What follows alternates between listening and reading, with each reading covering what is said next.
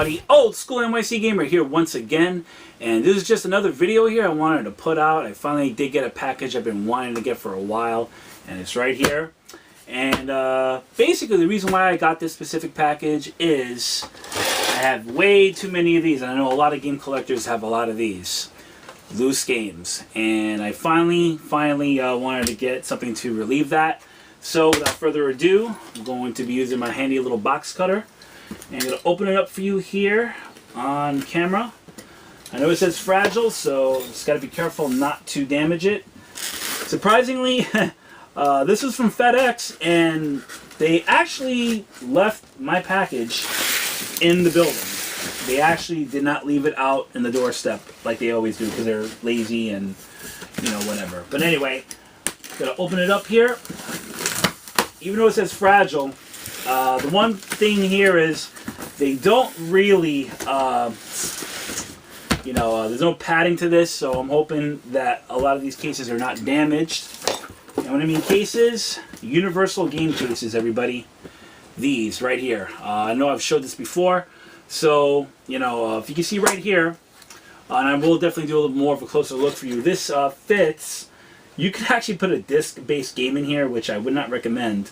But you could put EA games in here, Sega Genesis, Super Nintendo, the Electronic Arts, like the bigger games, things like that. And you could actually fit NES games.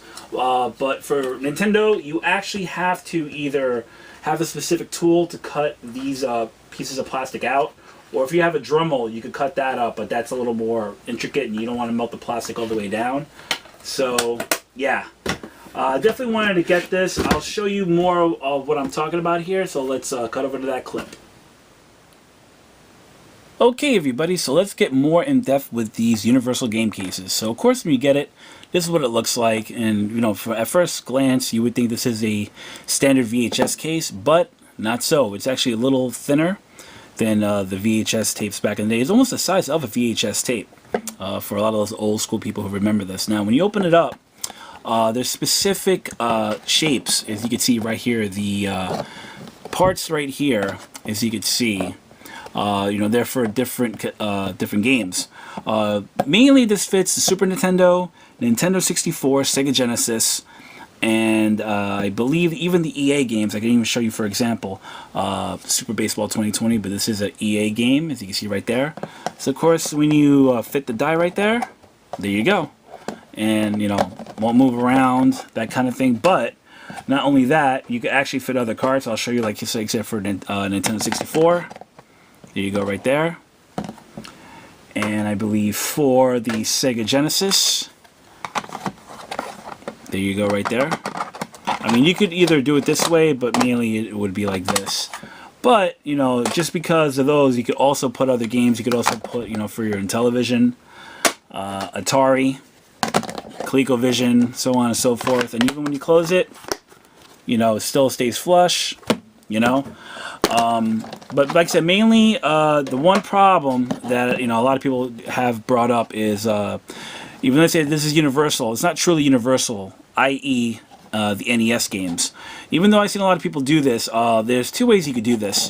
You could either take a Dremel, cut specifically the four tabs out, leaving these here, or you could take a specific clipper and clip these off. But I'll show you what I'm talking about. So if you've seen from some of my videos in the past, I got a Dremel for Christmas.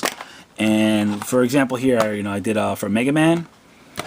And you can see right here, the game is there.